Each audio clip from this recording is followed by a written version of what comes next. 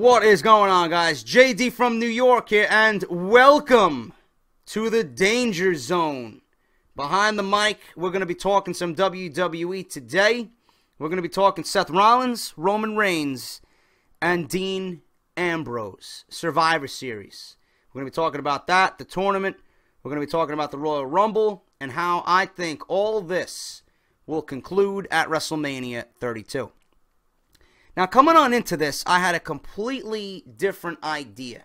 I wanted to talk about the Royal Rumble, being that it's my favorite WWE pay-per-view of the calendar year, and how WWE pretty much has dropped the ball on the Royal Rumble in the last 2 years, with Batista winning it, and then Roman Reigns winning it, and the fans sabotaging the event 2 years in a row, and everybody wanting Bryan to win it, etc., etc.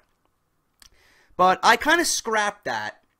And as we watch Monday Night Raw tonight, I said, you know what? I'm going to sit here, I'm going to record for the Danger Zone, and I want to talk about Seth Rollins, Dean Ambrose, and Roman Reigns, being that this is the most talked about topic in WWE, probably in all of wrestling right now. Seth Rollins out with injury. If you guys have been living in a cave, you know that Seth Rollins is out 6 to 9 months. He's not going to be back for a very, very long time. He's going to miss WrestleMania. He's out of all WWE plans for the foreseeable future.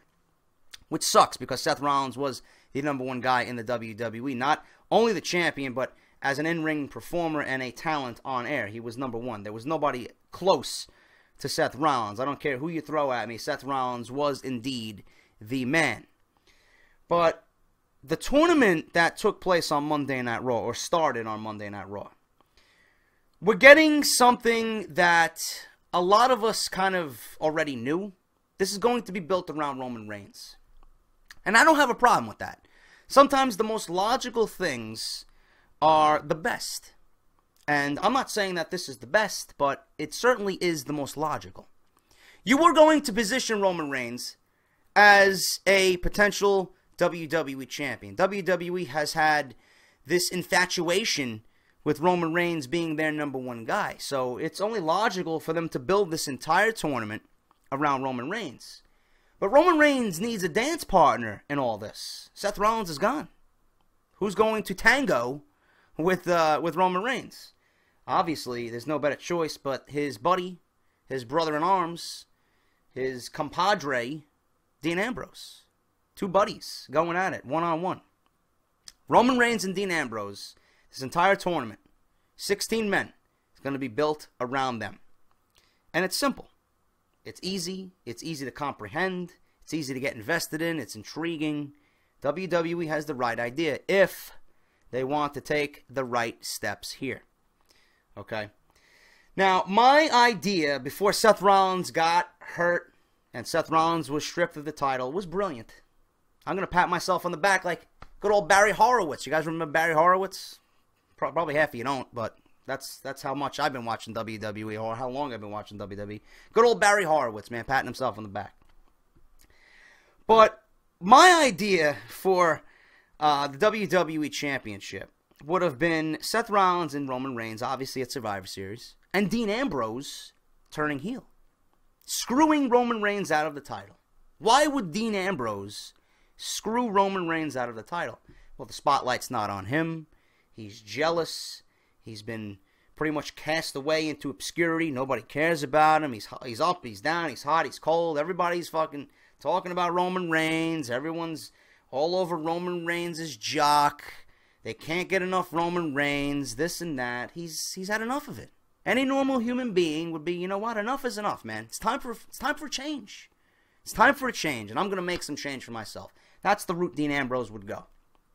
Dean Ambrose would be a heel, right? You would have Dean Ambrose as a heel. You have Roman Reigns and Seth Rollins feuding, Survivor Series, on into TLC. Roman Reigns would get the short end of the stick on all occasions going into a match with Seth Rollins because of Dean Ambrose. The little fucking thorn in Roman Reigns' side, Dean Ambrose. Boom. He cuts Roman Reigns down wherever he can. You would go on into the Royal Rumble, and you would pull a 1994 situation with Bret the Hitman Hart and Lex Luger. You would have a dual winner at the 2016 Royal Rumble. Why? Because it would make sense. You're not going to have one and have the other lose. You're not going to have one win and the other lose. You have dual winners. Why do you have dual winners? Because this all correlates into the Shield triple threat match that we've all been thirsty for. If you have dual winners, you don't know who's going on to WrestleMania. Screw it. You put all three of them in a triple threat match at WrestleMania. You close the show with that. Roman Reigns being the big-time babyface that the WWE wants, you give him his crowning moment at WrestleMania. You have him win the WWE Championship. Roman Reigns and the title reign begins. The Roman Empire can be set up. WWE gets what they want. He gets his WrestleMania moment. Yada, yada, yada. That's the way I would have booked it if Seth Rollins was still healthy and not out on injury. But the thing, everything has changed. The plans have changed. The tides have changed. What do you do now? WWE obviously gave us this tournament. We're going to crown a new WWE champion. No matter who it is, we're going to crown a new champion at the Survivor Series in a couple of weeks. So what do you do? What do you do? Like I said, the entire tournament's built around Roman Reigns and Dean Ambrose. But it's going to be face versus face. Kind of odd for a WWE championship, right? Normally, or traditionally, it would be a heel and a face battling it out for the title. Not this time. But there's a good reason why it's not happening this time.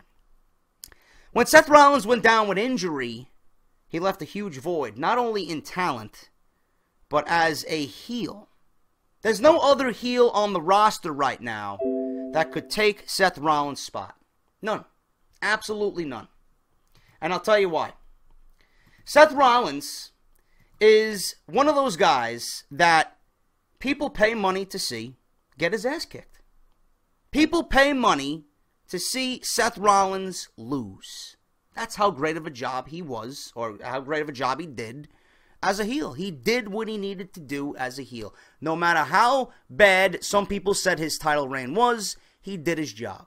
People hated him. People hated him for the right reasons. People wanted to see him lose for the right reasons. He was doing his job. There's no other heel on the roster that even comes close to Seth Rollins. Not a Bray Wyatt, not a Sheamus, not a Barrett, not a Rusev, not an Owens. And for you goons out there, oh, Kevin Owens deserves the title. Why? Why does he deserve the title? Oh, Kevin Owens should win the title. Why should he win the title? You guys aren't thinking logically. You guys aren't thinking ahead. You guys aren't using your brains to realize what happened months ago with Kevin Owens, before he even came up to the main roster.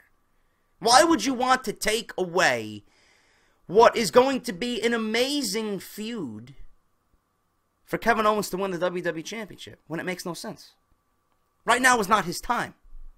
Kevin Owens has Sami Zayn in his future.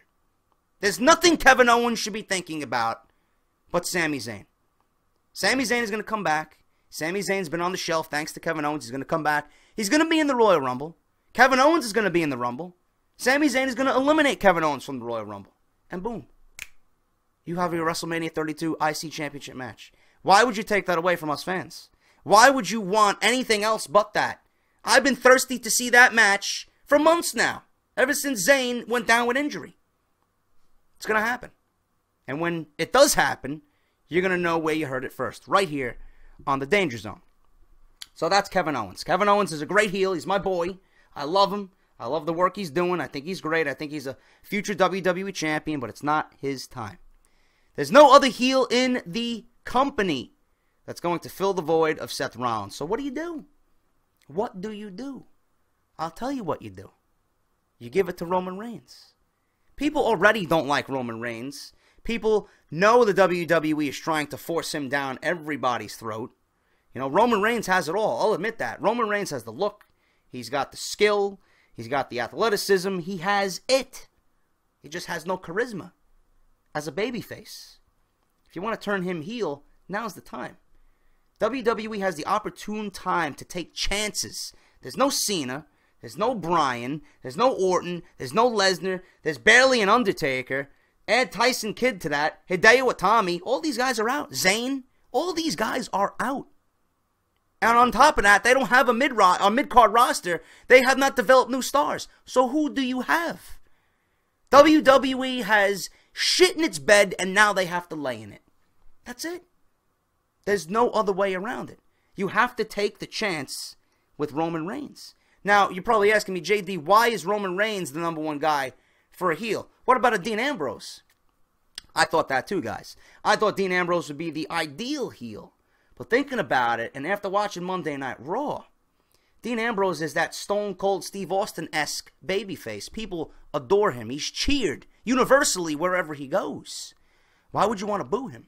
He's loved by the IWC, the YWC, the WWE Universe, casual wrestling fans all across the world. You can relate to Dean Ambrose like you could have related to Daniel Bryan when he was doing his thing.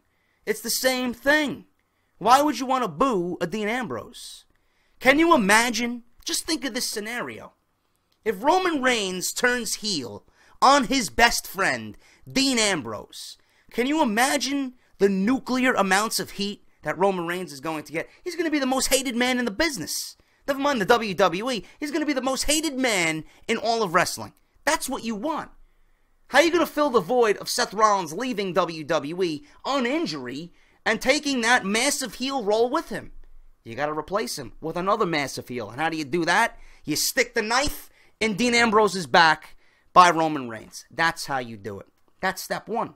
Step 2, Roman Reigns is a WWE champion. Step 3, WWE takes a chance on Roman Reigns as a heel, as the WWE champion, as the new man hired by Triple H. He joins forces with Triple H after what he said on Monday Night Raw. Everything that Triple H said to Roman Reigns on Monday Night Raw, think about your family, think about your daughter, think about the future you can give them. You want the easy route to success, to fulfill everything you ever wanted? You join me. You join Triple H in the Authority. That's what's going to happen. That's going to be sitting right here on Roman Reigns' mind all through this tournament. And when it does happen, the knife is going to go right in Dean Ambrose's back. Nuclear heat ensues. Roman Reigns is the most hated man in the business. Dean Ambrose is the sympathetic baby heel. You give him the Daniel Bryan-esque push that Bryan had when he was going on to fight the Authority and win the title at WrestleMania. All this all over again. People are going to sympathize with Dean Ambrose. People are going to want to see Dean Ambrose kick Roman Reigns' ass. You got that massive heel. You got that big baby face. You got a collision course coming. When does it come? I don't know who Roman Reigns is going to go on against to defend the title against at TLC and at the Royal Rumble and in the months leading to WrestleMania. I don't know. But all I do know is that when the Royal Rumble comes, just like you built the Survivor Series around Dean Ambrose and Roman Reigns, you're going to build the Royal Rumble around Dean Ambrose. Being that Roman Reigns and the Roman Empire is coming into play, this new thing, Roman Empire, it could be a stable. It could be a real thing if the WWE wanted it to. The Roman Empire. It's got a nice ring to it. The WWE could build the entire Royal Rumble around Dean Ambrose. You throw every fucking obstacle at this guy. Hell, have him come out as #1. Have him win the entire thing coming out as #1. Can you imagine the reception that the WWE fans would give Dean Ambrose after he lasts 60 minutes in the Royal Rumble and overcomes all the odds to win the Royal Rumble? WWE has to build the Royal Rumble back to its old roots. None of this Roman Reigns sabotaging the Royal Rumble and the crowds just turning their back on the entire event. Even with The Rock out there, nobody gave a shit. You're not going to have Batista come back in 2 weeks and then crown him the winner of the Royal Rumble. Man, it doesn't work that way. Terrible booking. Terrible booking. Daniel Bryan should have at least won one of those Royal Rumbles, but WWE failed at the opportunity at that. Thank God they righted the ship when he won the title at WrestleMania 30 and did the right thing, but they could have avoided all that and kept the Royal Rumble intact by giving Bryan one of those Rumbles. What they have to do this year is build the Royal Rumble around Dean Ambrose. You put guys in there that are possible winners. You don't give me 28 other guys who are complete losers, who are scrubs, who have no chance of winning, and then you give me 2 guys who are like, you know what, it's going to come down to these 2. You don't do it. That's not the way you book a Royal Rumble. You give me 10 to 15 guys who I can sit at home on my couch while drinking a beer and say, you know what, I could see this guy winning. Or I could see this guy winning. Oh, Dean Ambrose is pretty much screwed in this match. I don't see him walking out of this Rumble. That's what I want to have happen. That's how you build the Rumble. You give us 15 guys, max, who could possibly win this thing and take it away from Dean Ambrose. And in the end, you have Dean Ambrose win it. And then Dean Ambrose wins the Royal Rumble against the Authority's wishes. He gets the number one championship, number one contender, number one championship match at WrestleMania 32. And boom, you got your rematch that everybody's been thirsty for. The knife is in the back. It's still in the back. And at WrestleMania, Dean Ambrose takes that knife out, throws it away, and is crowned the new WWE Champion. Roman Reigns, Dean Ambrose, WrestleMania 32, WWE Championship match, and Dean Ambrose is crowned the new WWE Champion. That's what I think is going to happen. That's what I think the WWE's most logical route here is. Survivor Series is built around Roman Reigns and Dean Ambrose. Seth Rollins is gone. That heel is gone. Who do you replace that with? Roman Reigns. Roman Reigns is the number one heel in the company. Dean Ambrose becomes the number one face in the company. And you have them go one-on-one at WrestleMania. And you build the entire WrestleMania season around these two guys. Until Seth Rollins comes back. He wants what he never lost, the WWE Championship. And then we get the triple threat match at SummerSlam in Brooklyn 2016. Let me know what you guys think. Thank you guys so much for watching Behind the Mic with JD, talking WWE, Seth Rollins, Roman Reigns, and Dean Ambrose. Thank you guys so much for watching. This is the Danger Zone. Make sure to hit that thumbs up. Leave me a comment down below. Let me know what you guys think. Am I out of my mind? Am I talking sense? Just let me know what you think, man. Interact with me in the chat. Thank you guys, and thank the Danger Zone for including this video on the community channel. And hopefully, this is not the last time you will be seeing me on this channel, man. This is JD. Thank you so much for watching, and I will talk to you all very soon.